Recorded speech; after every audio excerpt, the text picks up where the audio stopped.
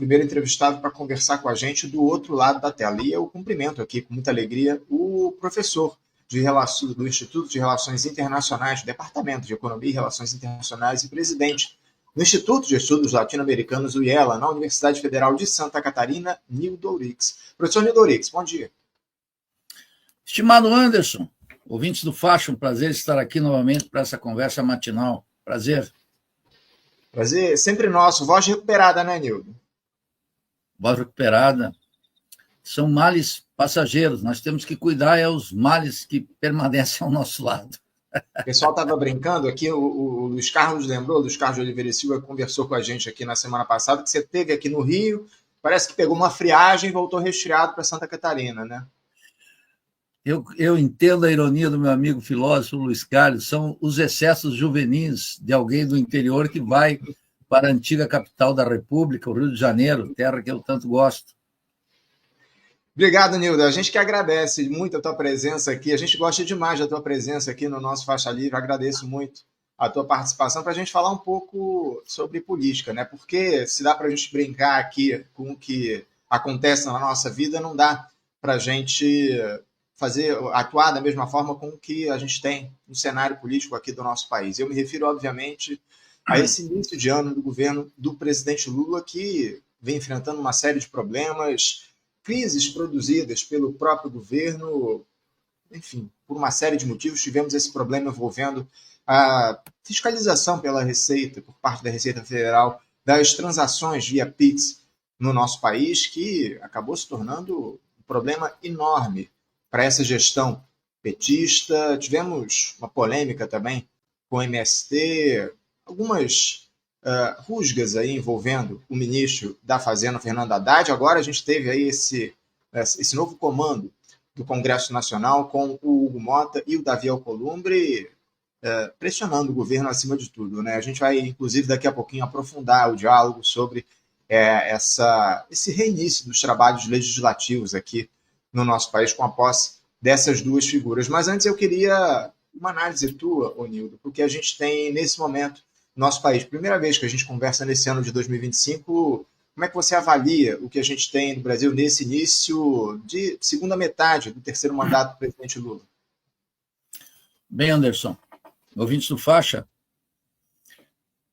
muito eloquente a eleição do presidente da Câmara e do Senado naquele covil de ladrões que é o Congresso Nacional. Eloquente em que sentido? Porque foi uma disputa, foi uma eleição sem disputa. A candidatura do pastor Henrique do PSOL revela o beco sem saída da política desse partido. Porque, por um lado, apoia o governo em absolutamente tudo. Não tem um deputado do PSOL, nenhum.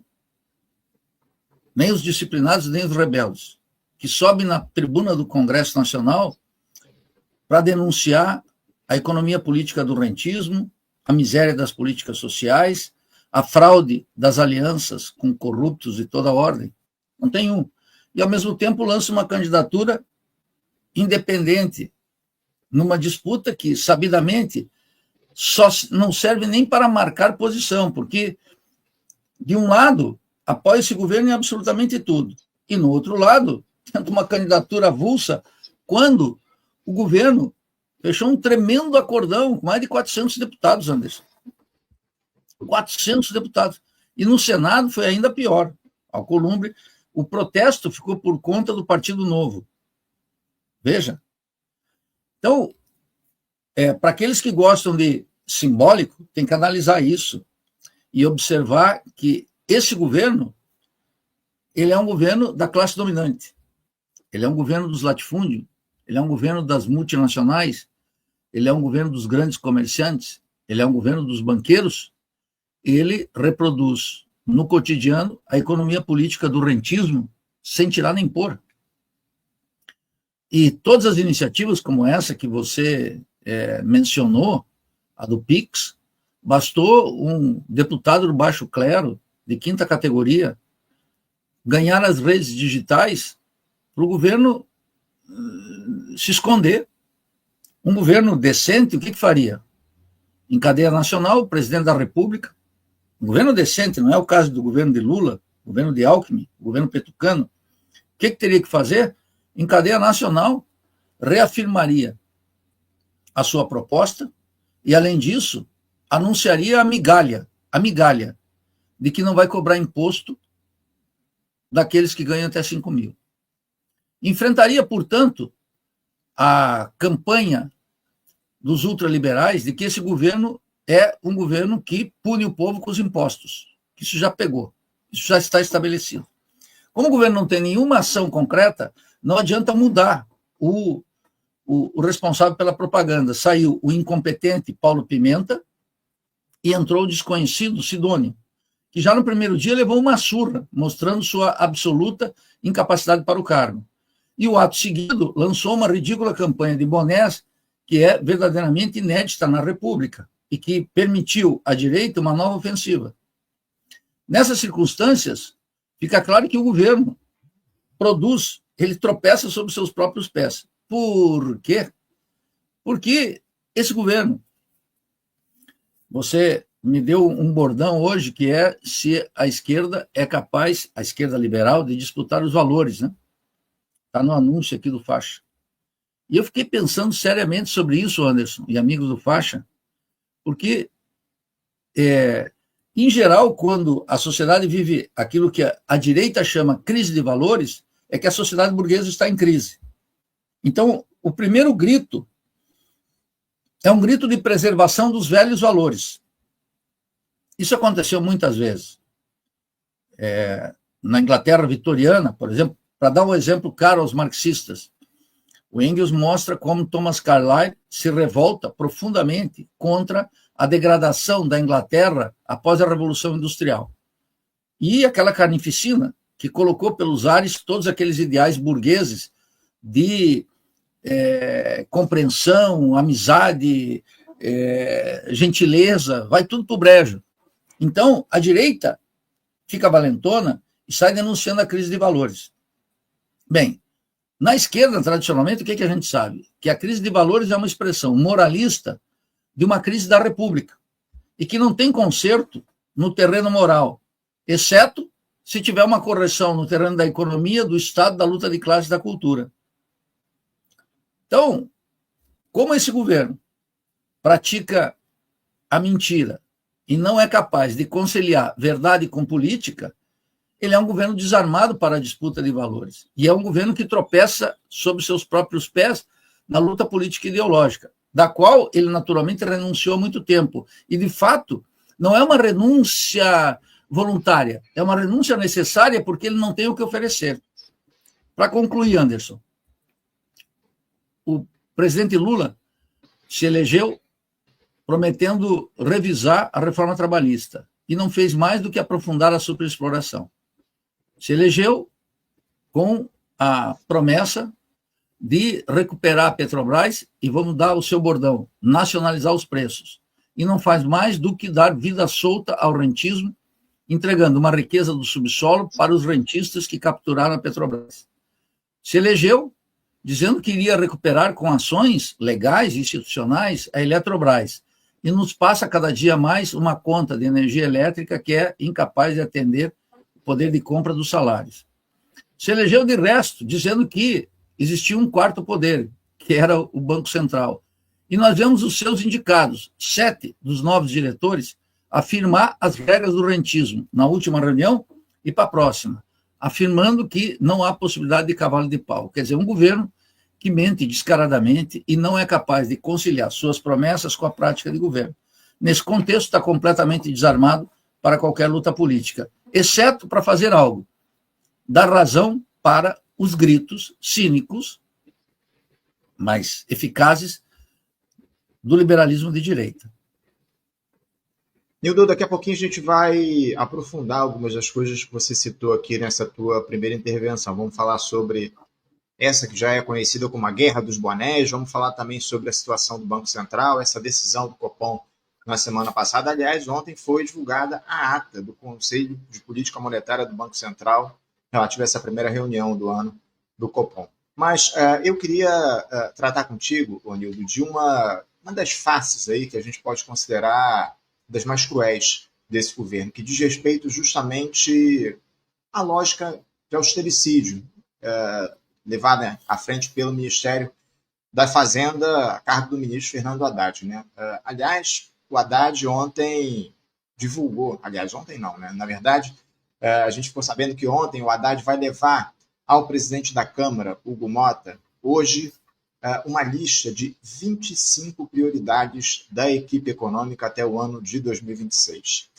Eu preparei uma arte aqui, Onildo, com essas prioridades. Eu não sei se você teve acesso a essa lista em algum momento, mas eu vou colocar aqui na tela para os nossos espectadores. Tá aí para vocês. Essas são as 25 prioridades do governo Lula até o ano de 2026 na área da economia. E eu vou destacar aqui algumas delas para que os nossos espectadores, não vou citar todas, óbvio, são 25 números aqui que foram colocados, mas algumas delas me chamaram a atenção e eu queria uma análise tua a respeito disso. Tá aí. Primeiro, logo de cara, a número 1, onde a prioridade é fortalecer o arcabouço fiscal para assegurar a expansão do Produto Interno Bruto, PIB, diminuir o desemprego e manter a inflação baixa e estabilizar a dívida pública. Essa é a primeira prioridade do governo para 2026. Aí vai uma lista aí até a número 8, mas eu quero agora citar aqui a número 9, onde o governo diz o seguinte: o fortalecimento da proteção a investidores no mercado de capitais. Essa é uma outra das prioridades até o final do ano de 2026. A lista segue lá no final dessa página aí, tem aí a modernização do regime de concessão e permissão da prestação de serviços públicos e das parcerias público-privadas, prioridade número 16. E no final da lista eu destaquei aqui a de número 24, que diz Plano Safra e Renovagro, aprimoramento dos critérios de sustentabilidade. Bom, essas são algumas das 25 prioridades que o Fernando Haddad vai levar hoje ao presidente da Câmara dos Deputados, o senhor Arthur Maia. Ô Nildo, Arthur Maia não, olha só, Hugo Mota, eu estou misturando aí as bolas, é tanta gente que eu até misturo as bolas aqui, mas o Hugo Mota é o novo presidente da Câmara e vai receber hoje essa lista das mãos do Fernando Haddad. O próprio Fernando Haddad vai entregar essa lista lá na Câmara dos Deputados. Eu queria uma análise tua sobre essas prioridades do governo até o final do mandato, Nildo. 25 prioridades. Como é que você vê essa lista? Permita-me um comentário sobre o teu ato falho de Arthur Maia. É porque a continuidade é tamanha que se justifica. É verdade. Então, te absolvo aqui de qualquer pecado e de qualquer vacilo. É a vida ditando a linguagem, como sempre. É um embuste. Esses 25 pontos é um embuste. E, ao mesmo tempo, é um retrato fiel da natureza específica desse governo, que é um governo da classe dominante, um governo de Washington, um governo dos banqueiros, dos latifundiários, dos grandes comerciantes, das multinacionais. Está ali um programa, a continuidade, pontos do que o governo vai fazer, que, na absoluta maioria, configura um assalto ao Estado, um avanço dos interesses capitalistas e uma migalha social, que tem tudo para não passar, que é o tema da isenção do imposto de renda. Fora disso, não há, vamos chamar assim, na tradição do liberalismo de esquerda, uma agenda social. Não há um programa alternativo. Ao contrário, há o aprofundamento da economia política do rentismo, um desdobramento rebaixado das exigências da economia política do rentismo. Um assalto ao Estado e a incapacidade do governo de não só não dar um cavalo de pau, mas sequer mudar o rumo do Titanic. Nenhuma nem outra. Quer dizer, o que o Lula está mostrando com esse programa, que é um programa que atende em 95,76% os interesses da classe dominante, é que não haverá nem cavalo de pau, nem uma ligeira mudança de ritmo. O pessoal tem que entender que esse governo, ele está disputando cada vez mais, ele já é um governo direitoso, e ele está disputando a base da ultradireita, o discurso, a praxis e o programa. Ele está, portanto, tentando roubar da ultradireita o liberalismo na sua enésima potência. E praticando com todas essas, vamos chamar assim, concessões, o assalto ao Estado, uma forma que é incapaz de colocar o país numa posição distinta na divisão social do trabalho, na divisão internacional do trabalho. Não há, com efeito, nenhuma ação industrializante. Cadê o programa da neoindustrialização? O governo não pode fazer nem sequer propaganda, porque seria mais ridículo do que isso que você chamou a guerra dos chapéus. Mais ridículo ainda. Então, nós estamos numa situação que nós precisamos de uma ruptura radical com essa prática. Nós precisamos de uma ruptura radical com essa mentira que é encabeçada pelo presidente Lula e pelo picolé de chuchu Alckmin. E pela uma ampliação do governo que não é de frente ampla, é um governo da classe dominante. Não se configura dentro do governo nem sequer uma criticazinha de esquerda. Onde é que está a bancada de esquerda? Nem no parlamento, nem no movimento social, nem nos sindicatos, nem nos acadêmicos, nem nada. E eu faria um reparo, Anderson, na ideia, vamos chamar assim, do austericídio. Eu sei que desde que Clara Matei publicou um livro no Brasil, que é A Ordem do Capital, que é um livro de natureza keynesiana muito rebaixado, se instituiu entre nós, caiu aqui uma justificativa supostamente teórica para algo que já era praticado, que é a ideia de uma austeridade. E que você lembrou bem aqui nos pontos, né? A recuperação de uma base fiscal para que o governo possa dar uma implementação ao seu programa. Mas qual é a natureza da crise do Estado? Inequívoca, aos olhos das pessoas comuns.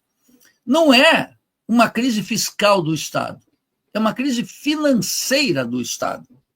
O Estado está completamente capturado pela economia política do rentismo, cujo epicentro é a especulação com os títulos da dívida pública. Um mecanismo regulado pelo Estado, monitorado pela taxa de juros pelo Banco Central e respeitado nos seus mínimos detalhes por Lula, Alckmin e Haddad, para garantir a economia política do rentismo. Se não pode tocar nesse ponto, não pode tocar em mais nenhum, porque é a economia que está no centro da reflexão. Então, nesse contexto, essa ideia de ampliação da base fiscal é a mesma fraude que já existiu naquele livro A Valsa Brasileira, da Laura Carvalho. Lembra? É a mesma fraude acadêmica, no suposto de que a Dilma fracassou porque ela não tinha base fiscal para os programas sociais. Mas mesmo que recupere alguma margem fiscal para a manutenção dos programas sociais, o caráter filantrópico das medidas do governo é inexorável. Diante do quê? Da miséria de milhões. Pasmem aos que estão nos ouvindo. Observem agora. O problema não é que a massa salarial cresceu, que o desemprego baixou. O problema é o poder de compra dos salários, que na luta entre salários e preços, numa economia dolarizada na prática, em que o cálculo do burguês, tanto o que especula, quanto aquele que planta, quanto aquele que produz um copo, está calculado em dólar, dada a internacionalização da produção. E ele, portanto, está apegado no câmbio. Nesse contexto, não há nenhuma medida do governo capaz de introduzir uma lógica distinta, ao contrário, o governo acelera na mesma lógica.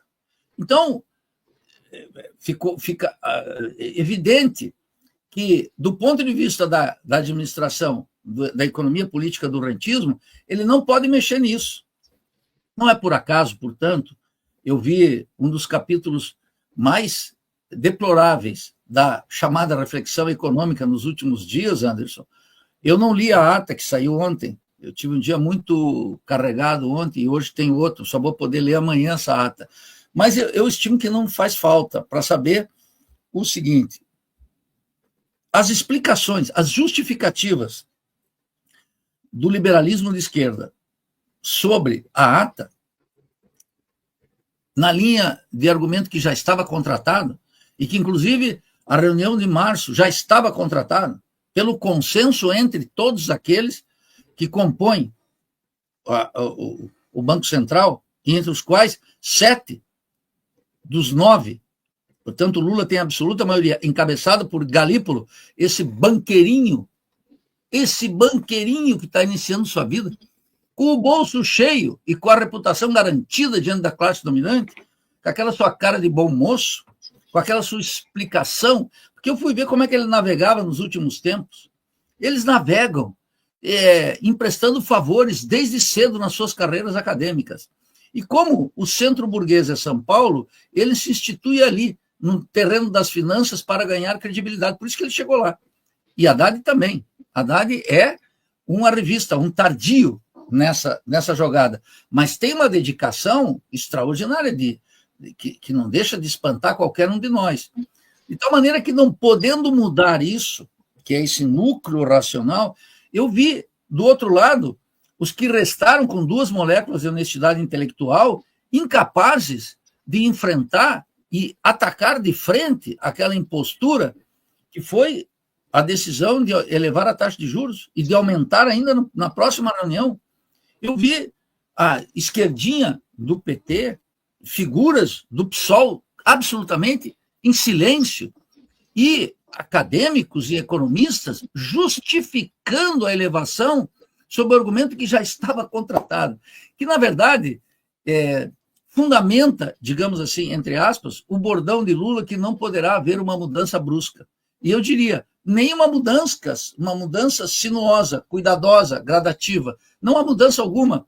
Vamos direto. Mas não é um austericídio, é a crise financeira do Estado que impõe uma austeridade fiscal perene sobre o povo, sobre o Estado, sobre as políticas sociais. E por isso que todo o discurso do governo é um discurso que sanciona a mentira e não é capaz de compatibilizar política e verdade. Eis a natureza da nossa crise, Anderson.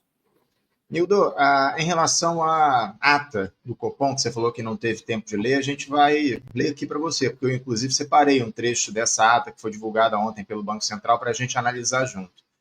Mas antes disso, Nildo, em minha defesa, eu citei Arthur Maia, eu acabei misturando os nomes dos últimos presidentes da Câmara, o Rodrigo Maia e o Arthur Lira, né? Obviamente, é o Hugo Motta, e é justamente sobre ele que eu queria falar agora, Nildo, o novo presidente da Câmara, ele fez uma defesa contundente do parlamentarismo aqui no nosso país, querendo mais poder para o Congresso Nacional, em especial sobre o orçamento público. Ele, além de dizer no discurso de posse dele, ele andou falando isso ontem em algumas entrevistas aí para a grande imprensa. Participou, falou lá na Globo News, na CNN, aliás, daqui a pouquinho a gente vai falar sobre uma das declarações que o Hugo Motta deu à CNN, mas eu queria uma análise tua sobre essa defesa que o Hugo Motta faz do sistema político parlamentarista aqui no nosso país. O que é que isso pode produzir e como é que o Executivo pode atuar diante de uma defesa dele como essa?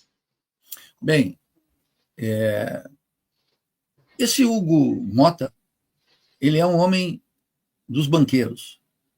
Seus 4 mandatos se notabilizam por isso. Mas vejam, de cada 10 votos solicitados pelo governo, Hugo Motta votou 9 favoráveis ao governo, segundo o que contabiliza a imprensa burguesa. A defesa que ele faz do parlamentarismo é uma fraude. Esse sujeito não sabe como funciona o parlamentarismo. Ele não sabe como funciona uma monarquia constitucional como na Inglaterra e, portanto, aquele regime, entre aspas, parlamentar. Ele nem passa pela sua cabeça, mas ele está validando a forma específica de degradação moral política da República Burguesa, que é encabeçada pelo presidente da República, o Lula. Os petistas dizem, mas o Lula é um parlamentarista de convicções, mas o nosso regime é presidencial. Então o Lula sabota permanentemente o poder do presidencialismo aqui nos trópicos. Me dê na América Latina um único regime parlamentar exitoso. Isso é estranho à natureza do Estado, da economia e da luta de classes na América Latina. O povo tem ódio de deputado e senador, tem ódio de vereador e deputado estadual. O povo não gosta da forma parlamentar e há boas razões para não gostar das formas parlamentares. E sempre quando um presidente está com 10, 15, 20% de popularidade, o parlamento está com 3, 5, 6, 7, sempre abaixo. Então, o que faz Hugo Motta? Esse jovencito, fiel à aristocracia financeira, ao sistema bancário e à classe dominante. Ele simplesmente reza no bordão que o Lula pratica. Ele é uma justificativa balbuciante, claro, sem sofisticação, da prática corrupta impulsionada pelo presidente da República, que admite as emendas, que está lá no toma lá da cá, que ameaça incorporar no governo o Arthur Lira. Está sendo discutido aí à luz do dia, Anderson, a entrada do Arthur Lira no governo. E Alcolumbre, nós já sabemos do que se trata. Então, o detalhe, o Nildo, não sei se você ouviu ontem, o Hugo Motta sugeriu que o Arthur Lira ocupe a articulação política do governo. Não sei se você ouviu essa declaração dele ontem. Porque havia, no primeiro momento, a possibilidade do Lira assumir o Ministério da Agricultura. Agora, o Hugo Motta já defende ele na articulação política do governo Lula. E veja que eu acho que é uma declaração de imensa lucidez. Por quê? Para um governo dessa natureza, nada melhor do que Arthur Lira na articulação política. Porque o que já praticaram nessa comunhão de interesses entre a sabotagem do presidencialismo, junto com a corrupção da prática parlamentar, que se insinua como uma ideia de parlamentarismo, e na boca dos acadêmicos cúmplices e cínicos, a ideia de um semipresidencialismo, que é algo estranho, sem uma definição conceitual, mas que valida a corrupção da República Burguesa, que, de resto, é denunciada pela ultradireita não como virtude, mas como vício. E no lado de cá, da esquerda liberal, do lado do Lula, do Alckmin, desse governo, comprometido com a classe dominante, com toda a corrupção da prática parlamentar e a podridão das instituições da República Burguesa, fica como expostos à crítica. A tal ponto que você recorda aqui, então, com propriedade, que esse sujeito recomenda que Arthur Lira seja o articulador político do governo. E isso não sou estranho a ninguém, exceto para aqueles lulistas que irão morrer carregando o caixão, politicamente, estou me expressando aqui, até a cova. Esses lulistas, idiotas, cúmplices da miséria do povo, essa gente que supõe que nós não temos alternativa senão esse horizonte rebaixado do lulismo e do petucanismo. E que, de resto, não se trata nem de salvar o governo, mas de conviver com a podridão da República Burguesa, que está sendo acusada pela direita, que possui o monopólio da crítica. Então, é muito revelador essa tua recordação aqui, que o Mota sugira que Arthur Lira não esteja lá como um fiel e disciplinado ministro do latifúndio, mas como aquele que pode articular no covil de ladrões, da qual ele conhece bem, ele tem a ficha corrida de todos os deputados e senadores, ele seria um excelente articulador para o governo e para o programa que o Haddad está colocando. Me parece uma coerência absurda. Eu não imaginaria uma jogada de mestre tão extraordinária como essa. Só para recordar aqui aos nossos espectadores, eu tenho certeza que eles lembram muito bem disso, mas fazendo a lembrança de que Arthur Lira foi o principal cabo eleitoral de Jair Bolsonaro nas eleições de 2022, posou lá com a camisa do Bolsonaro nas eleições e defendeu o ex-capitão de uma série de pedidos de impeachment que chegaram às mãos dele. Não colocou nenhum em discussão lá no Congresso Nacional. Ele, por ser o presidente da Câmara, ele tinha essa prioridade. Ele poderia colocar ou não em discussão os pedidos de impeachment que chegassem lá às mãos dele. O Nildo, olha só. O Hugo Motta, ele disse ontem também, nessa entrevista que ele deu à CNN, que o Congresso ele tem muita resistência com a agenda do aumento da tributação no país.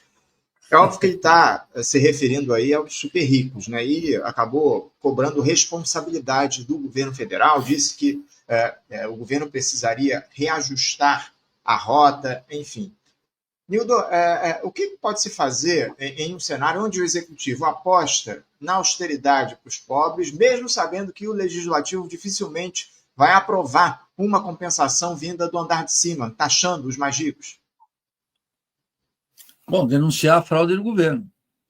Qual é a fraude do governo? Qual é mais uma das fraudes do governo Lula, da mentira sistemática do Lula? O Lula sabota o presidencialismo permanentemente, conspira contra a crença no povo, no líder popular. Não existe outra alternativa na América Latina. E aposta suas fichas na degradação da política e da corrupção parlamentar, cuja expressão máxima pode ser Arthur Lira na liderança do governo e como articulador político. Seria extraordinário. Seria algo... Olha, eu não poderia pensar numa jogada de Messi tão importante quanto essa, mas não descarto qualquer coisa, porque Lula é um homem sem limites no terreno da política. E aquele pragmatismo, aquela ideia de que Lula é um gênio, um dos poucos políticos capazes de dar nó em pingo d'água, é a serviço da classe dominante em cada um dos seus gestos. Então, nesse terreno que está sendo colocado aí, é a validação da corrupção parlamentar sem insinuações, é sexo explícito, vamos dizer claramente. Eles estão atuando porque não existe a direita, o liberalismo de direita, o que faz? Consagra a economia política do rentismo, que a Haddad toca com perfeição. De outro lado, fica uma disputa moralista por bordões que alienam o povo dos problemas reais da República e da sorte individual de cada um dos trabalhadores. O mundo do trabalho, os trabalhadores estão degradados e submetidos a uma corrida entre preços e salários, na qual os salários, os últimos, sempre perdem. E então resta essas pequenas jogadas que estão colocadas aí. Eu não vejo, senão o papel dos poucos intelectuais críticos, independentes, a denúncia permanente desse governo, a denúncia permanente da corrupção parlamentar, a denúncia permanente das campanhas que, antes de politizar, antes de elucidar os dilemas da República, que caminham numa lógica de situações extremas, acabam dourando a pílula. Então, é uma situação grave, mas o liberalismo de esquerda, encabeçado pelo petucanismo de Lula e Alckmin, supõe que estão no comando das ações, mas não estão. São eles também cativos da lógica da crise, que vai cobrar cada vez mais uma gota adicional de sangue dos trabalhadores, que não pode ser compensada pela política filantrópica do governo e tampouco pode ser objeto de crítica por esse identitarismo rasteiro que domina setores parlamentares. Toda a aposta daqueles que supunham a derrota de Bolsonaro como um avanço para a sociedade civil, para a luta política, se deparam hoje com o fato de que aquilo que eles chamam de neofascismo segue crescendo e acumulando força na sociedade civil, e, de outro lado, não consegue sequer discutir aquilo que eles chamam, de maneira muito imprecisa, neoliberalismo, ou o austericídio. Não consegue enfrentar isso. A situação se agrava no ritmo brasileiro. O ritmo brasileiro implica nisso, Anderson. Parece que não está acontecendo nada. E, de repente, o monstro emerge sua cabeça na lagoa. E ele não é bonito. Nildo, eu queria levantar aqui uma outra questão. Falar sobre o reajuste do óleo diesel aqui no nosso país, que a gente teve no último sábado. Foi anunciado na semana passada pela Petrobras e entrou em vigor no dia 1º de fevereiro.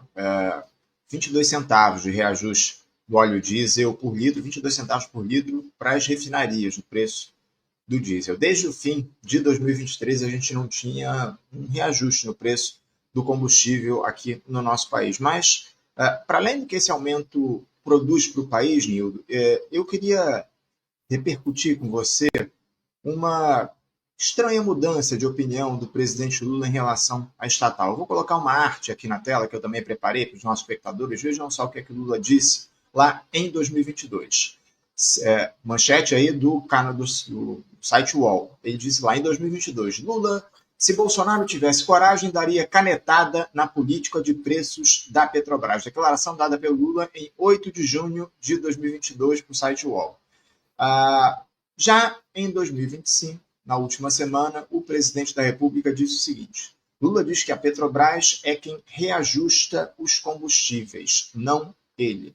Duas declarações aí que foram publicadas pelo mesmo jornal, uma em 2022 e outra agora, pouco mais de 2 anos e meio depois, por parte do presidente Lula. Nildo, parece que as conveniências se adequam de acordo com as circunstâncias, não? Lula é um mentiroso. Lula é um mentiroso contumaz. Muito boa essa tua montagem, que não me surpreende em absoluto. Lula não só pratica um cinismo, uma razão cínica, de maneira permanente, como mente sistematicamente. Veja, em 3 anos, a verdade de Lula derrete como um sorvete sob o sol. Vamos recordar a rota do cinismo, a rota da mentira. No começo do governo, qual era o argumento central do presidente da República? Era o argumento de que ele não tinha maioria no Conselho de Administração. A mesma coisa que no Banco Central. Logo em seguida que ele teve maioria no Conselho de Administração da Petrobras, então esse discurso desapareceu. Tirou de lá um político do Rio Grande do Norte que iniciou sua carreira como lobista do setor de energia e colocou uma presidente da Petrobras, uma mulher, que não tem a menor importância se é mulher, se é preto, se é gay, isso não tem a menor importância. A questão é qual é a política. E a política de abrasileirar o preço, estou aqui reproduzindo o bordão do vulgar. Não ocorreu. E, ao contrário, alimenta o rentismo. Mas vamos recuperar algo mais importante ainda, Anderson. O problema não é só a política de preços da Petrobras. O famoso PPI, implantado por Pedro Parente na gestão do liberal e corrupto Michel Temer. Não. É o abandono da recuperação do caráter estatal de uma empresa e de uma riqueza do subsolo que é do povo, que é da nação, que é do país, que é dos trabalhadores. Percebe? Que é do esforço dos funcionários da Petrobras. Eu nunca mais vi o Guilherme Estrela falando alguma coisa.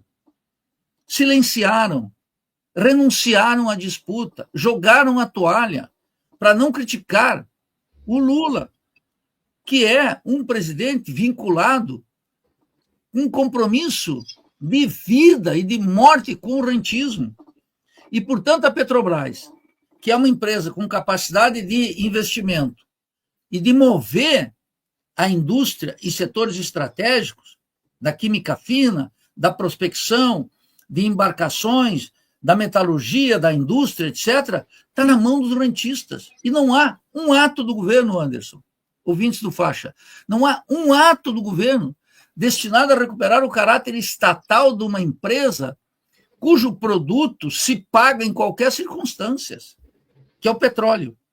Nildo, me permita uma intervenção rápida. Você citou o Guilherme Estrela, ele esteve aqui com a gente essa semana falando justamente sobre esse tema e defendeu que a Petrobras tivesse novamente monopólio da distribuição do combustível aqui no nosso país, que a BR Distribuidora foi entregue lá pelos governos anteriores, e ele defendeu que a gente tivesse uma nova empresa de distribuição, se não fosse tomar a BR Distribuidora, reestatizar a BR Distribuidora, que a gente tivesse uma nova empresa para tentar equilibrar o preço dos combustíveis aqui no país. Essa é a declaração do Guilherme Estrela aqui, quando se referiu à questão do aumento do diesel. Faço imediatamente minha autocrítica aqui e me solidarizo com a posição de Guilherme Estrela, imediatamente. Não ouvi essa declaração dele, mas acho que ele está correto. Mas não basta. Tem que recuperar o caráter estatal da empresa. Tem que ter o controle acionário completo da empresa. E tem que ter uma campanha gigantesca para ter o controle do petróleo. Nenhum dólar na Petrobras, $0 na Petrobras. Não se trata, portanto, só de recuperar essa empresa, o que é importante. É muito mais do que isso. É recuperar o caráter estratégico do controle do subsolo do petróleo da empresa, que está na mão dos rentistas, de meia dúzia de ladrões, de especuladores, que roubam uma riqueza que não é do Estado em abstrato, que é do povo, e que tem que sustentar o emprego de qualidade, a soberania nacional e a comida na mão do nosso povo. Eu vivi em países petroleiros, eu vivi no México, sei da importância do petróleo, e vivi na Venezuela, sei da importância do petróleo, e vivo no Brasil, sei da importância do petróleo. Então, a política de preços é parte, digamos assim, a ponta do iceberg. O problema é muito mais grave. O problema é recuperar a Petrobras. Nenhum dólar nessa empresa. Tirá-la da Bolsa de Valores, ter o controle nacional, atuar em consequência. Então, nós vamos continuar com essa terrível política. Eu acompanho a Associação dos Engenheiros da Petrobras. Eles fazem sua parte, fazem suas críticas, fazem suas observações, mas teriam que ser mais ofensivos, inclusive, em relação ao que está acontecendo na empresa. É o assalto ao Estado à luz do dia. Nem falamos mais, o governo não fala mais da Eletrobras, da recuperação. Veja, se você fizer um quadrinho aí do que o Lula dizia sobre a Eletrobras na campanha, você vai recordar ele denunciando os salários de 300, 400 mil dos executivos que assaltaram aquela empresa e afirmando que tomaria as medidas judiciais capazes de retomar o controle da Eletrobras. Não faz isso, não faz com a Petrobras, não faz com absolutamente nada. Lula sempre se adapta à economia política do rentismo. O incrível é que tem gente supostamente crítica que chama isso de sabedoria e não de entreguismo. Nildo, eu queria aproveitar aqui esse momento para trazer aqui um superchat enviado pelo nosso espectador Duarte. Obrigado pelo apoio, Duarte. Ele diz aqui o seguinte, ó, em entrevista que ocorre agora, Lula diz que, abre aspas, se recusa a federalizar a CEMIG como pagamento da dívida de Minas Gerais, pois ele a privatizaria em seguida.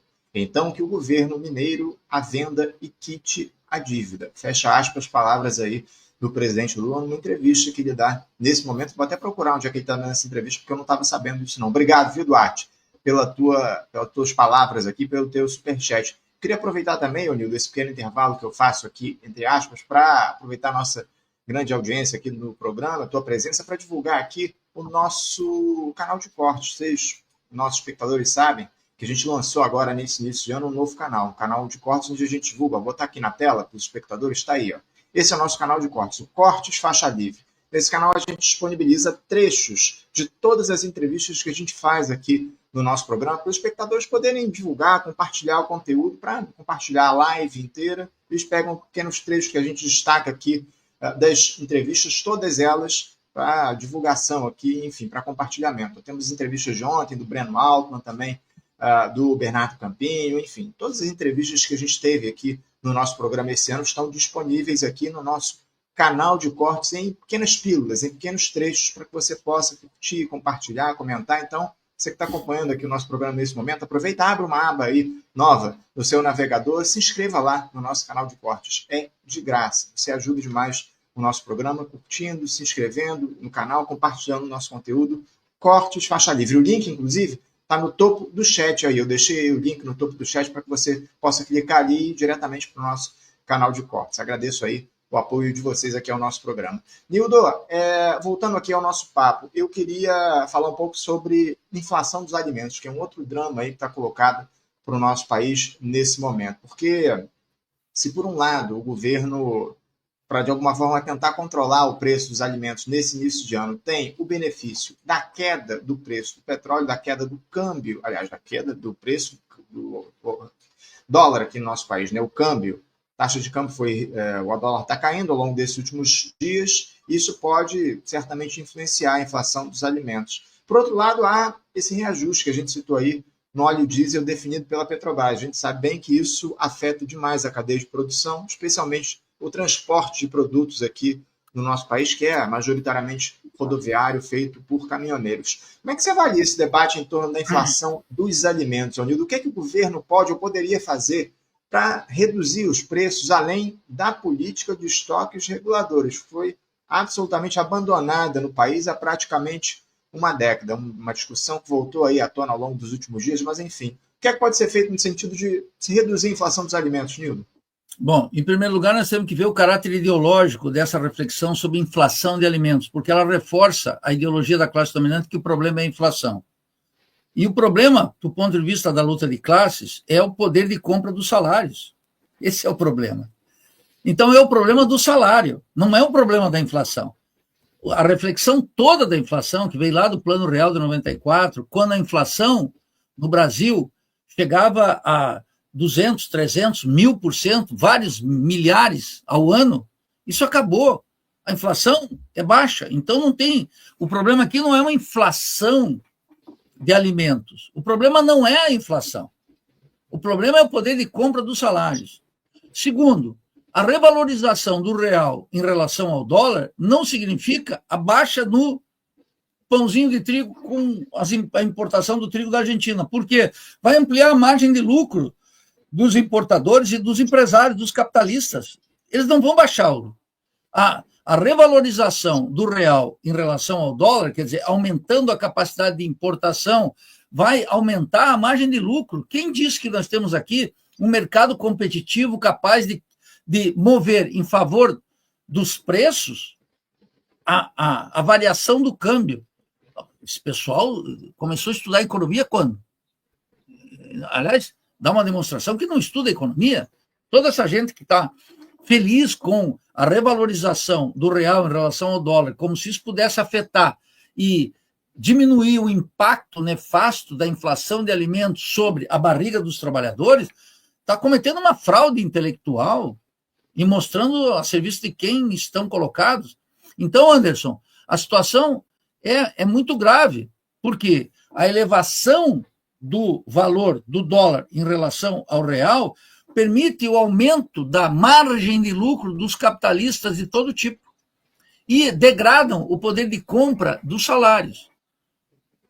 A consequência é clara, a fome se amplia, o desespero também, e o arroxo sobre os trabalhadores aparece naquele único termômetro de sensibilidade social da esquerda liberal, que são as pesquisas de opinião, que indicam que precisamente entre os trabalhadores mais humildes o humor está movendo. Se está movendo a favor da classe dominante, se está movendo em favor da ultradireita. E é o que essa esquerda liberal merece, porque essa esquerda liberal só entende a linguagem das urnas. Só entende essa linguagem. É incrível a regressão intelectual e o cinismo político. Essa esquerda liberal que está aí, que apoia o Lula, que envolve o PSOL, o PDT, o PT, toda essa gente que está aí, essa gente só entende a linguagem eleitoral. Se o resultado eleitoral é compatível com a manutenção da podridão da República Burguesa e o domínio do petucanismo, já é suficiente. Não importa a dor do povo, não importa que o salário se degrade, não importa que a soberania se restrinja, não importa o assalto ao Estado, não importa a debilidade do país, não importa a ausência de futuro, não importa um programa alternativo, não importa a qualidade do emprego, não importa a degradação da saúde e da educação, o raquitismo científico e tecnológico e o domínio da indústria cultural. Basta que as urnas mantenham esse equilíbrio em favor de seus interesses mesquinhos. Então, o tema da inflação de alimentos, eu queria colocar essa questão. É o problema do poder de compra dos salários. Baixíssimo, num país em que 84% dos trabalhadores da população economicamente ativa ganha até 2 salários mínimos e meio. 2 salários mínimos e meio. Essa que é a realidade. Com poder de compra cada vez mais diminuído. Por quê, Anderson? Dou um dado final. Porque o funcionamento do capitalismo dependente rentístico dolarizou na prática o cálculo do lucro e a base de custos. Por quê? Os preços de produção estão colocados em cima da importação de máquinas e equipamentos, mas também dos bens intermediários. Então não tem como baixar isso aí. Quando o câmbio sobe, o capitalista sorri. Quando o câmbio baixa, ele sorri mais ainda, porque ele aumenta a sua margem de lucro sem deprimir os preços. É uma festa. Nildo, foi bom você ter citado aí essa questão envolvendo o salário mínimo, o salário aqui no nosso país, porque daqui a pouquinho a gente vai discutir aqui no programa a questão do emprego no Brasil. 2024 fechou o ano, como o ano com o maior número de empregos com carteira assinada gerados no país na história. 39,2 milhões de brasileiros passaram a trabalhar com carteira assinada no nosso país em 2024. Mas a questão, acima de tudo, como você muito bem disse, é a qualidade dos empregos que é gerado, né, Nildo? A remuneração que é paga a esses brasileiros, não efetivamente o número de empregos gerados, né? O país está ordenado pela superexploração da força de trabalho. Quando nós começamos, lá há muitos anos, divulgar no Brasil as teses do mineiro Rui Mauro Marini, nascido em Barbacena, da superexploração da força de trabalho, o domínio intelectual nos sindicatos, na sociologia do trabalho, etc., era esse discurso da precarização, terceirização, etc., ou do arrocho salarial, jamais da categoria de superexploração. O capitalismo no Brasil funciona com uma regra de ouro, a superexploração da força de trabalho. Por isso que não poderá haver exuberância do mercado interno, jamais. Pode aumentar ou diminuir essas variações entre o número de trabalhadores com carteira assinada? Pode. Isso está ocorrendo. Mas isso pode alcançar a maior parte dos trabalhadores? Não, não pode. Indiscutivelmente não pode. E na história do desenvolvimento capitalista, nós nunca tivemos a absoluta maioria dos trabalhadores com carteira assinada. De resto, mesmo com carteira assinada, sobra o problema, né? Qual é a capacidade de compra do salário? É ridícula. É a impotência completa. É a subnutrição permanente. É, aí sim, uma austeridade imposta pelo tacão de ferro dos capitalistas, sancionada pelo Estado e pelos sucessivos governos. Pode ser a ultradireita liberal com Bolsonaro ou o liberalismo de esquerda de Lula e Alckmin. O fundamental é que os interesses estratégicos da classe dominante, da reprodução ampliada da dependência e do subdesenvolvimento estão garantidos. E no fundo do poço, a massa, essa massa abandonada, que não tem mais nenhuma expectativa sobre nada. E aquele velho bordão, aquela velha política da filantropia, que garantiu certa popularidade no passado, sobretudo nos 2 primeiros governos do Lula lá atrás, que foi um governo horroroso para os trabalhadores e muito bom para a classe dominante, se considerarmos o respeito à propriedade privada, a ampliação e concentração da terra, tanto urbana como rural, o aprofundamento do endividamento do Estado e a garantia dos interesses do rentismo. Todos esses governos rezaram na mesma cartilha. E aquela política social, que era vista como uma grande invenção, saudada pelo Fundo Monetário, pelo Banco Mundial e por todos esses teóricos da nova classe média que insistem em permanecer pagando um ridículo entre nós, mas andam desinibidos na cena. É um pessoal que não perde a linha jamais. É o exercício permanente do cinismo e da mentira. Essa gente não entende que a filantropia, nesse imenso vale de lágrimas que estão mentindo os trabalhadores, é incapaz de mitigar o sofrimento do povo. Agora, o povo está lentamente descobrindo isso, né? Já o Nordeste brasileiro votou massivamente contra o Lula. Lembra? O Nordeste é o desenvolvimento desigual do capitalismo. E agora, isso vai acontecer de novo. E eles só acordam diante de derrotas eleitorais. Eu não peço, jamais vou pedir para essa esquerda liberal que assuma um grau de consciência e abandone a consciência ingênua, mesmo a cumplicidade com a classe dominante, e assumam as dores e as benesses e a beleza da consciência crítica. Eu não vou pedir isso, porque é tirar leite de pedra, é impossível. Eles vão continuar praticando isso, mas eles só acordam diante da verdade das urnas. A concepção parlamentar de política que eles alimentam e reproduzem como virtude não se escreve nesse delírio na crise da República Burguesa. É como se fosse uma arma do povo. As eleições, ao contrário, Anderson, elas não organizam o povo e não elevam o grau de consciência. Esse é o problema. As eleições, toda a esquerda brasileira tem uma tradição. Durante a ditadura, primeiro praticou o voto nulo, depois começou a votar no partido de oposição, que era o MDB, sob o argumento de que a eleição era um mecanismo para organizar o povo e elevar seu grau de consciência. As campanhas hoje não fazem nenhum nem outro. As campanhas são uma espécie de validação absurda, irracional, que agora conta com uma desconfiança de milhões de trabalhadores. E eu considero esse momento muito oportuno, muito bom. Os trabalhadores já não confiam mais nas eleições. Isso é um dado de consciência que ainda não emergiu com a consistência necessária, mas que já está entre nós.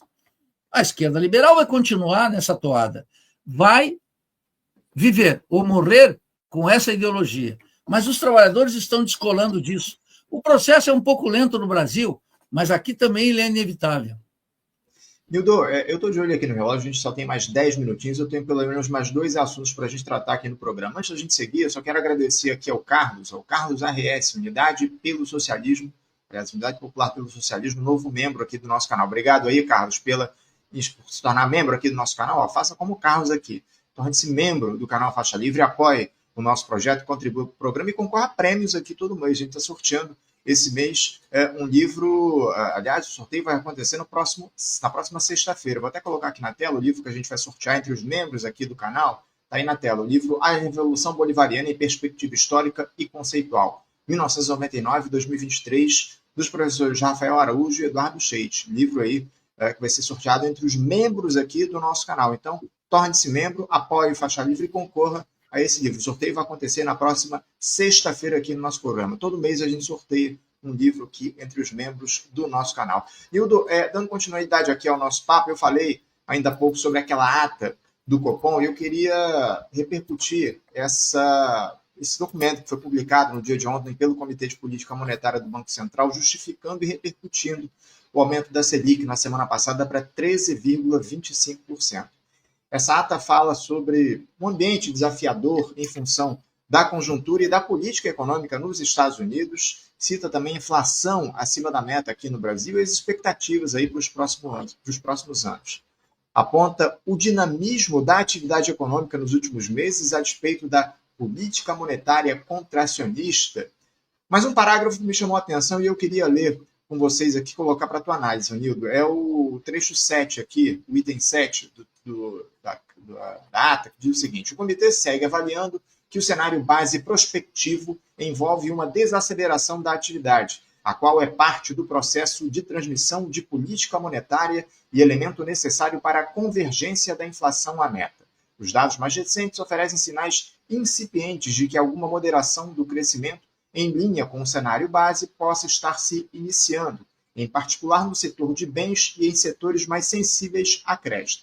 No entanto, alguns elementos atenuadores sugerem parcimônia nas conclusões. Os dados ainda são de alta frequência e as dificuldades com sazonalidade e revisões frequentes em tais séries demandam maior cautela na análise. Enfim, ele continua aqui esse item 7 da ata do Copom divulgada no dia de ontem. Mas a gente percebe aí que há uma aposta, acima de tudo, na desaceleração da economia no nosso país. Nildo, eu queria uma análise tua sobre isso que você ouviu aí da ata do Copom, o que é que ela indica para o nosso país ao longo dos próximos meses? Ela indica muitas coisas. Primeiro, a linguagem desses tecnocratas, bem instalados no Banco Central, com salários extraordinários, e com vida assegurada nos bancos, antes de sentar nas cadeiras do Conselho do Banco Central, e, sobretudo, depois que vão sair dali. É aquele famosa, eu não gosto dessa expressão, mas a porta giratória. Eles entram no Banco Central comprometidos com os banqueiros e saem ainda mais agraciados com uma vida perene nos interesses do Banco Central. Então, do rentismo. Segundo, essa linguagem mostra claramente, é como se eles, primeira observação que eu gostaria de fazer, Anderson, é que eles falam como se não estivessem implicados. Eles falam como se fossem um analista independentes.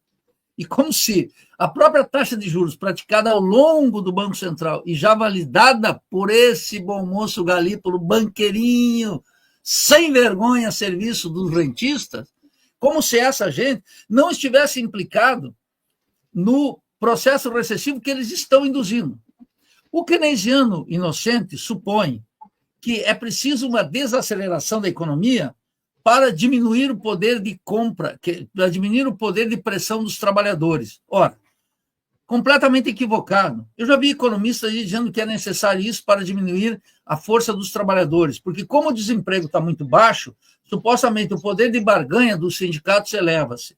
Não é verdade. O nível de greve em todos esse período está crescendo. Na verdade, o que nós temos aqui é um problema relativo ao balanço de pagamentos. Numa economia dependente e periférica, submetida às condições do rentismo, sempre que a economia cresce, nós temos problemas chamados assim estruturais. problemas energéticos que aparecem sob a forma de apagões ou sob a forma de elevação de tarifas. E problema, o balanço de pagamento tem que ser adequado. Nós temos um problema que é o colapso do balanço de pagamentos. Então, cresce um pouquinho e tem que diminuir. Então, você veja que o Haddad saiu daquele discurso pueril, enganoso, ideológico, de que o mercado previa de crescimento, para reconhecer que depois errou, porque deu 3, para dizer o seguinte: olha, nós vamos entrar num ritmo de desaceleração. Em nome do quê? Da inflação. Quanto é que está a inflação no Brasil? 10%? 12%? 8%? Não, uma inflação baixíssima. De resto, nem é preciso recordar que o 3% como meta é uma meta verdadeiramente astuta do ponto de vista do rentismo. Porque qual é o problema se o desenvolvimento capitalista no Brasil tivesse com uma inflação do dobro, 6%? Portanto, acima dessa vagabundagem do teto, da parte de cima, essa safadeza, essa sem vergonhice, essa impostura intelectual, essa mentira. Se fosse 6%, qual é o problema? O problema seria se nós não tivéssemos. Por que tem um problema? Porque não tem um projeto, vamos dizer aqui, no jargão cepalino, de desenvolvimento. Não tem um projeto de industrialização. Ora, a industrialização no Brasil, o auge do segundo PND de Geisel, foi financiado por endividamento externo, superexploração da força de trabalho e inflação. A ditadura conviveu com a inflação o tempo inteiro e acumulou riqueza nesse país, uma riqueza de natureza burguesa, com alto endividamento estatal e com superexploração da força de trabalho. Então, agora, o percentual da inflação é um valor em si mesmo, acima de qualquer outra consideração. E não é só os rentistas. Os chamados keynesianos que habitam nossas universidades, irresponsáveis, igualmente cínicos e cúmplices, também. Não é só a mídia burguesa. São os assessores de sindicato, aqueles que opinam nos movimentos populares, aqueles que habitam esses podcasts e esses youtubers, alimentando a ideia de que qual é o problema de uma inflação de 3, inclusive de 6? Tem que ver a estratégia global da economia. Então, o Banco Central, que está a favor do rentismo, orientado por Lula, por Alckmin, por Haddad, por Gleisi Hoffmann, pelo Lindenberg aí do Rio de Janeiro, que fez uma justificativa sobre essa ata, que é uma vergonha, Lindenberg. Que é uma vergonha, tu tinha que se envergonhar do que você está dizendo. Gleisi Hoffmann gravou um vídeo que eu quase infartei, e eu que estou acostumado com o cinismo do petismo. É inaceitável. Qual é o problema?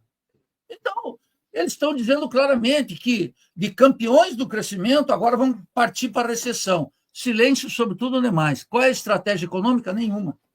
Há uma estratégia científica e tecnológica no país? Tampouco. Há um programa? Sim, o programa da economia política do rentismo. Não tem nada a ver com neoliberalismo, nada a ver com políticas de austeridade. É a economia política do rentismo de manhã, à tarde e à noite. E quando dorme com pesadelo ou com sonhos dourados, é o mesmo programa. Então, o Banco Central é isso. Agora, a linguagem, né, eu tenho que falar aqui para os meus alunos e para o público em geral. A degradação intelectual, política e moral dos economistas, olha, compete com a dos advogados, compete com o padrão moral estabelecido por Sérgio Moro. As faculdades de economia se transformaram numa fábrica de lobotomia. É verdadeiramente espantoso. A situação, e os assessores economistas dos sindicatos que opinam por aí, é verdadeiramente degradante como aceitam as teses ideológicas daqueles que nos oprimem e vão buscar virtudes filigranas que aqui tem algum mérito e tentando dar uma explicação conceitual, um modelinho matemático. Parece que o reino do absurdo não tem limites. Mas essa ata, a despeito da linguagem, que um trabalhador não vai nunca entender, e que só a tua astúcia aqui para mostrar um trechinho, ela é clara para nós. É morte ao povo. Vamos oprimir e explorar ainda mais o povo trabalhador. Nildo, você citou o deputado Lindbergh Farias, ex-senador. Eu praticamente toda semana mando mensagens para ele pedindo uma entrevista aqui para Faixa Livre. Ele, há mais de 3 anos, ele não fala aqui no nosso programa.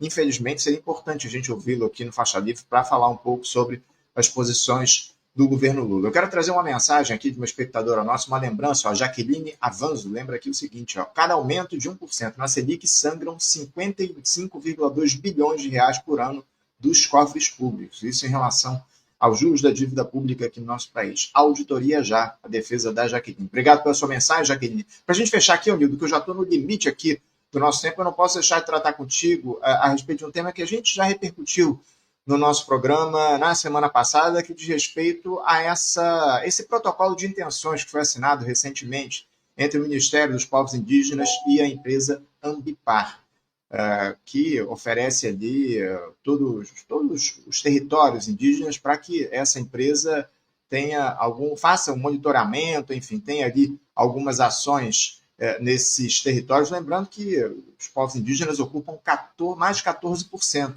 do território nacional. Eu sei que você já se posicionou a respeito disso nas redes, mas eu queria uma análise tua sobre essa questão. Como é que você vê esse acordo, esse protocolo de intenções assinado entre o Ministério dos Povos Indígenas e a empresa privada Ambipar, Nildo?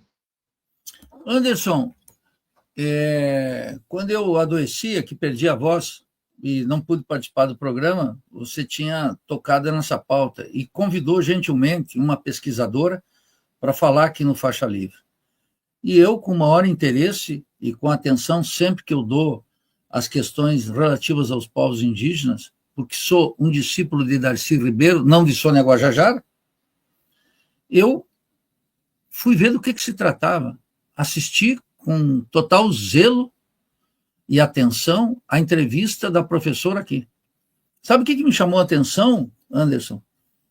Que ela dizia o seguinte: eu prefiro acreditar que há boa intenção na medida. Aí eu fui atrás. E eu vi o beco sem saída, que estão esses pesquisadores, professores, que honestamente se preocupam com a causa indígena no Brasil, nos moldes do liberalismo importado dos Estados Unidos, que faz com que Sônia Guajajara considere a embaixadora do Brasil, aqui no Brasil, sua amiga, tal como a Aniele Franco. É esse identitarismo. Sônia Guajajara se elege por São Paulo, não se elege nos povos indígenas. E como eu tenho dito sempre, a cada eleição de um novo indígena, diminui as terras dos seus povos. De maneira que a representação parlamentar é uma alegoria diante das perdas reais. E essa iniciativa é verdadeiramente espantosa. Você veja que eu não vi uma grande repercussão na imprensa burguesa. E não vi tampouco naqueles que deviam estar desesperados com essa iniciativa. Eu fui ver o que significa essa iniciativa. É verdadeiramente espantoso.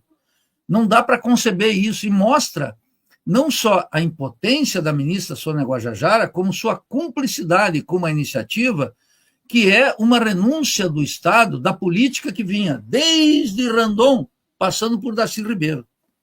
É uma ruptura completa, orientada com algo muito claro, o extermínio dos povos indígenas, que avançou com os governos da ditadura, que avançou na democratização, que avançou com Lula, com Dilma, com Temer, com Bolsonaro e continua avançando aqui. Se a Globo ou a CNN quisesse destituir a Sônia Guajajara, mostraria como é que está a situação dos Yanomamis, como é que está a situação da mineração. Mas a imprensa, como tudo aqui se modula pelo grau de atenção que a imprensa dá, a imprensa burguesa, para algum tema, ela coloca isso.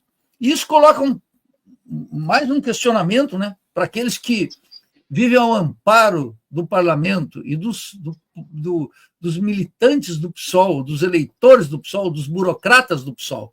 O que tem a dizer disso? O que tem? Por que não cobram da ministra Sônia Guajajara não só sua atuação simbólica, mas sua cumplicidade com o extermínio dos povos indígenas? É isso que está em questão. É importante que vocês aqui, e você, Anderson, no Faixa Livre, continue pautando, trazendo especialistas que não tenham compromisso com a representação parlamentar, mas com a sorte dos povos indígenas, que constitui um dos úteros da nossa nacionalidade e que está longe de ser absorvido por essa antropologia vadia que está por aí, mas que tem que recuperar suas forças e vitalidades a partir da antropologia fundante desse mestre que é Darcy Ribeiro. Seguiremos na luta, Nildo. É importantíssimo a gente trazer e dialogar sobre os temas dos povos indígenas aqui no nosso país. A gente vai continuar acompanhando essa situação envolvendo esse protocolo de intenções assinado pelo Ministério com a empresa Ambipar, vamos ver o que é que vai surgir aí a partir dessa questão. Trazemos aí de perto as análises do nosso programa. Nildo, infelizmente tem que encerrar aqui o nosso papo, já ultrapassamos o nosso tempo limite aqui. Eu quero agradecer sempre e muito a tua entrevista aqui no nosso programa. É sempre uma alegria contar com a tua presença. O nosso primeiro papo em 2025 de muitos que virão. Tá bom, Nildo? Obrigado aí pela tua participação e que a gente se encontre quando você voltar aqui no Rio de Janeiro da próxima vez, tá bom? Estimado Anderson, ouvintes do Faixa Livre, é um prazer militante estar aqui, uma obrigação militante estar aqui apoiando o Faixa Livre. Que vida longa, firmeza, lucidez e abandone todos os temores, sempre. A vida exige coragem, sempre. Um grande abraço a todos, abraço à audiência. Força, Anderson. É isso. Grande abraço, Nildo. Até a próxima. Conversamos aqui com o Nildo Oryx. Nildo Oryx, que é professor do Instituto, do Departamento de Economia e Relações Internacionais e presidente do Instituto de Estudos Latino-Americanos, o IELA, na Universidade Federal de Santa Catarina, falando sobre os temas da política nacional aqui no nosso país, uma série de assuntos que a gente tratou com o Nildo na edição de hoje. Pessoal, antes de eu passar para o nosso próximo entrevistado, não esquece de se inscrever aqui no nosso canal. Você que está aqui com a gente, quando a entrevista do Nildo, se inscreva no nosso canal e ajude o Faixa Livre. É de graça, você não paga nada para se inscrever